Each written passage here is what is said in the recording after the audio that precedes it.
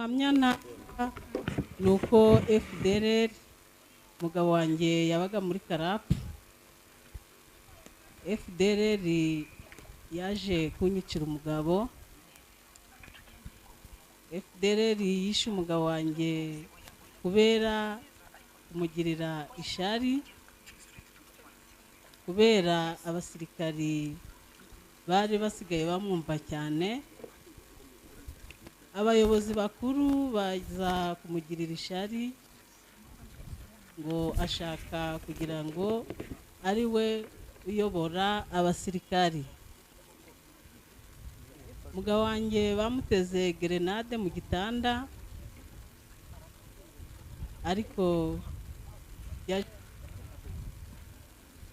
Omega nawe ashobora kuba yarabigizemo uruhare. Kuri wa kane tariki 30 Ukwakira 2025 nibwo komisiyo y'igihugu ishinzwe gusezerera no gusubiza mu buzima busanzwe abahoze ari abasirikare LDRC yatangaje ko kuva muri 2001 imaze gusubiza mu buzima busanzwe abantu bagera ku 12,602 bahoze mu mitwe y'inyeshyamba ikorera mu burasirazuba bwa Repubulika Iharanira Demokarasi ya Kongo. Aya makuru yatanzwe na perezida wa LDRC Madame Nyirahabineza Valerie ubwo iyi komisiyo yasubizaga mu buzima busanzwe icyiciro cya 75 kigizwe n'abantu bagera ku 143 bahoze mu mitwe y'inyeshyamba. Nyirahabineza yahamagariye abanyarwanda bakiri mu mashyamba ya Kongo kurambika intwaro kuko kuba abacancuro b'amahanga bagamije guhungabanya umutekano w'igihugu cyababyaye nta kizima byabagezaho. As we are gathered here today and as we are discharging these 143 ex-members of armed groups today, it's also an opportunity to call upon those Rwandans still operating in the jungles in DRC to lay down the arms. And you know that they have been turned into mercenaries against their own motherland by foreign forces. We are calling upon them to voluntarily disarm and come back home. We are, as RDRC, prepared to receive them back, demobilize and reintegrate them into civilian life, all Rwandans members of FDLR and affiliated factions. Amasezerano y'amahoro u Rwanda rwagiranye na Repubulika Iharanira Demokarasi ya Kongo muri Kamena 2025 ateganya ko umutwe wa FDLR uzasenywa. Abarwanyi b'uyu mutwe bazemera gutaha bakakirwa bagasubizwa mu buzima busanzwe nk'uko bigenda ku bandi bamaze imyaka myinshi bakirwa mu kigo cya LDRC giherereye i Mutobo mu karere ka Musanze. Hashingiwe kuri aya masezerano ku itariki ya 10 Ukwakira, igisirikare cya Repubulika Iharanira Demokarasi ya Kongo cyasabye abarwanyi ba FDLR kurambika intwaro no kwishyikiriza ubutegetsi bwa Repubulika Iharanira Demokarasi ya Kongo cyangwa ingabo ziri mu butumwa bw'umuryango w'abibumbye kugira ngo bacyurwe, kimenyesha abazinangira ko bazaraswaho. Nyirahabineza yagaragaje ko u Rwanda rwiteguye kwakira abarwanyi ba FDLR bazemera gutaha rukabafasha nk'abagenzi babo bababanjirije. Minisitiri w'ubutegetsi bw'igihugu Habimana Dominique yagaragaje ko umunyarwanda uhitamo gushaka guhungabanya umutekano w'u Rwanda abatema igiti yicayeho. Ashimira abafashe icyemezo cyo kurambika intwaro. Ni nayo mpamvu ngira ngo nshimire abantu bose bumvise uwo muhamagaro bagafata umwanzuro wo kureka gutema ishami bicayeho. Aha ndavuga abanyarwanda barimo bamwe mu dusezerera uyu munsi bahisemo kurambika intwaro hasi bakaza mu rwababyaye kugira ngo batange umusanzu wabo mu kongera kurwubaka. Ko mwahisemo neza. Ndabasaba kutazatatira ihame ry'ubumwe n'ubudaheranwa by'abanyarwanda, kudakoma mu nkokora intambwe nziza kandi ishimishije u Rwanda rumaze gutera, mugafatanya n'abandi gukomeza kwimakaza ubumwe n'ubudaheranwa by'abanyarwanda. muri uyu mwanya kandi turabasaba kuzagaragaza ko amahugurwa mwahawe muri iki kigo yabagiriye akamaro, agatuma muhinduka mu bitekerezo ndetse no mu migirire. Tubasaba kuzahorana intego yo gusigasira umutekano w'igihugu cyacu, mufatanya n'abandi banyarwanda kugira ngo mukumire icyo ari cyo cyose cyawuhungabanya. Mufatanye n'abandi banyarwanda musanze kugira ngo dukomeze kubaka umutekano uhamye ndetse dukumira ibyo ari byo byose byawuhungabanya. Ikindi kandi nk'uko byagarutsweho, ubu mutangiye urugendo rwo kwiteza imbere. Igihe cyapfuye ubusa musiragira mu mashyamba ya Repubulika Iharanira Demokarasi ya Kongo mu mitwe yitwaje intwaro nka FDLR, mugisiga inyuma. Ubu mutangire urundi rugendo rushya rwo kwiyubaka ndetse no kwiteza imbere. Leta y'u Rwanda ibinyujije muri Komisiyo y'Igihugu yo gusezerera no gusubiza mu buzima busanzwe abahoze ari abasirikari, mu bikorwa bitandukanye yabakoreye harimo aya mahugurwa, yabishyuriye n'ubwisungane mu kwivuza mituweli umwaka wose kugira ngo muzabashe kwivuza. Ibyo ni bimwe no mu bindi byinshi nk'uko babivuze. Icyo rero tubakangurira ni ukugira ngo mugende namwe mukore mwiteze imbere kugira ngo muzakomerezeho ubutaha mwiyishyurire ndetse n'imiryango yanyu kimwe n'abandi banyarwanda bose. Minisitiri Habimana yasabye aba bantu gusiga inyuma igihe batakaje bari mu mashyamba ya Repubulika Iharanira Demokarasi ya Kongo kugira ngo batangire urugendo rushya rwo kwiteza imbere, bazirikana ko ubumwe n'ubudaheranwa bw'abanyarwanda ari umusingi w'ibyubaswe byose. Yabasabye kwirinda icyabasubiza mu bibi bahozemo. Mu bahoze mu mitwe yitwaje intwaro basubijwe mu buzima busanzwe harimo n'abatahanye n'imiryango yabo. Gahunda yo kubahugura yamaze igihe kiri hagati y'amezi 3 ndetse n'6. Muri bo harimo n'abatanze ubuhamya bw'uko bavuye mu mutwe wa FDLR uherereye muri Repubulika Iharanira Demokarasi ya Kongo. Murakoze, nitwa Mukamana Claudine, umudamu umukuru wahoze mu FDLR, akaba yari yitwa Ruhinda.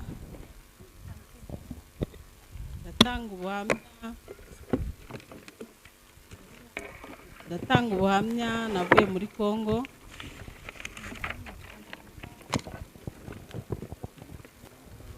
Ubuhamya ni uko FDLR umugabo wanjye yabaga muri Karapu. FDLR yaje kunyicira umugabo. FDLR yishe umugabo wanjye kubera kumugirira ishari, kubera abasirikari bari basigaye bamwumva cyane. Abayobozi bakuru baza kumugirira ishari ngo ashaka kugira ngo ari we uyobora abasirikari. Umugabo wanjye bamuteze grenade mu gitanda, ariko Omega nawe ashobora kuba yarabigizemo uruhare. Naje gufata umwanzuro wo gutaha. Nazanye n'abana, mfite abana 8, bose ndi kumwe hano i Mutobo. Ariko FDLR umugabo wanjye akimara gupfa yabaye nk'icitsemo ibice, ubwumvikane bwaje kuba bukeya,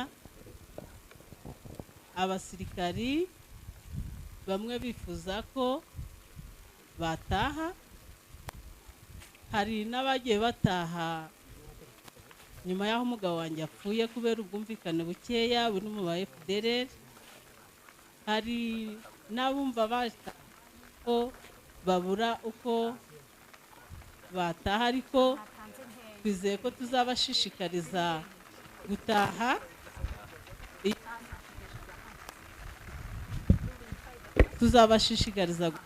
nabo bakaza mu Rwanda rwatubyaye. Nubwo bagenda babakontorora cyane ariko birashoboka. FDLR nta ngufu igifite, FDLR abayiha ingufu na aba FARDC, FARDC niyo isigaye ibaha ingufu, ikabaha ibikoresho, ikabaha ibiryo byo kurya, ariko nubwo ibibaha nayo yabaye nk'icitse intege aho biciye umugabo wanjye. Ndashima cyane, nkashimira leta y'igihugu yatwakiriye ikatwakira neza. Turangije amasomo, twageze hano mu Rwanda dusanga u Rwanda rwateye imbere, tubona ko twasigaye inyuma, n'abakiri mu mashamba nabo basigaye inyuma cyane, ntago bazi ibyiza biri mu Rwanda. Ariko ku masomo dukuye hano tubonye ko hari ikintu natwe twazagira icyo twimarira mu myuga, kwihangira imirimo, mu kujya mu makoperative, natwe tukazagira icyo tugeraho tugatera imbere. Nshimiye ubuyobozi bw'u Rwanda cyane, mbushimira cyane. Ntanga ubuhamya yuko bavuze ko badushimuse, ariko bavuga ko twapfuye, ko u Rwanda rwatwishe, ariko turahari, ndahari n'abana banjye. U Rwanda rutwakiriye neza cyane, kandi tukaba twitegura ko tugomba gushishikariza bari abasigaye mu mashamba, bakaviye mu mashamba bakareka gukurikira bariya basaza bakoze ibyaha, nibo bagenda babuza bariya abana batoya kuza mu Rwanda, kubaka urw'ababyeyi bagasanga ababyeyi babo mu Rwanda. Ariko abo basaza nabo twabashishikariza gutaha, yuko perezida w'u Rwanda nageze hano mu Rwanda atanga imbabazi, ni umubyeyi, nabo nabashishikariza gutaha kwa Ju. Iriya mu mashamba barimo barateseka, bararya ibiryo by'abandi, ariko nabashishikariza ko basigaye inyuma cyane. Murakoze, mushimire. Ndangije nshimira perezida w'u Rwanda, ibikorwa arimo kugenda twereka, turi kubibonera hano i Mutobo, ntago turagera hanze naho, ariko abari hanze nabo tubona ibyiza bihari. Ariko nshimira cyane abayobozi ku byiza badukorera hano muri Mutobo. Murakoze. Murakoze. Nitwa Niyonzima Jean Damascene, nkaba nari pasiteri muri Kongo. Ibyerekeranye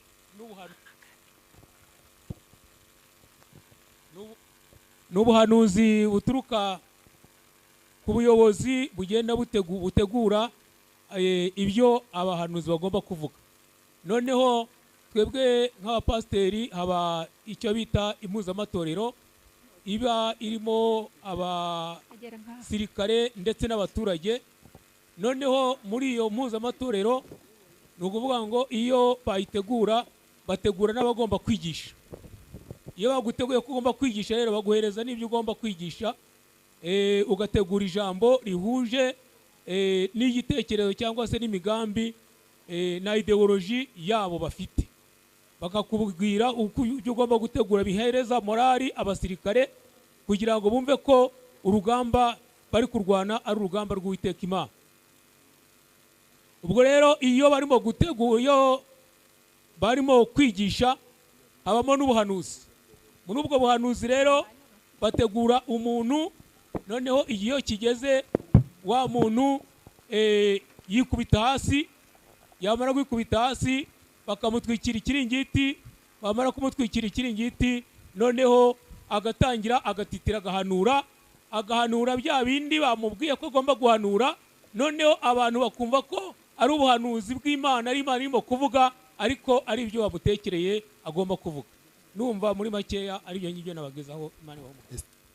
Nitwa Nizane Anne Marie, nabaga mu gisirikare cya FDLR, nkaba nari mfite ipeti rya premier sergent, ariko muri ubwo buhanuzi bavuga nanjye nari umuhanuzi muri bo. Nk'uko mubyumvise, buhanuzi bwarategurwaga bukanyura ku bahagarariye icyo bita amagroupe de prière, noneho bakabugeza ku bahanuzi, akaba ari bo babugezaho. Noneho ubwo abahanuzi bakabiropeta ropetation, noneho bamara kubiropeta bikabona bikagera kubo abasirikare bateguye kugira ngo babibagezeho. Nta kindi rero batubwiraga ni ukugira ngo tubabwire bakomere ku rugamba, tubizeze neza yuko urugamba bazarutsinda, kandi ko nta shiti urugamba ari ukururwana bakagera mu gihugu barwanya. Nta mpamvu yo kuvuga ngo bazamanika amaboko, ngo ni ukurwana paka bageze ku nsinzi yo gufata igihugu. Icyo ngicyo nicyo bashishikarizaga abasirikari, ariko binyuze muri ubwo buhanuzi, noneho ubwo tukabishyira mu basirikari, abasirikari bakumva yuko ari by'ukuri ko ari Imana nyine ibivuze, kuko bumvaga neza yuko nta handi twabikura atari ku Mana. Hari ikindi mwambaza? Murakoze. Simeon Stizo Muhumuza, One Nation Radio, i Musanze.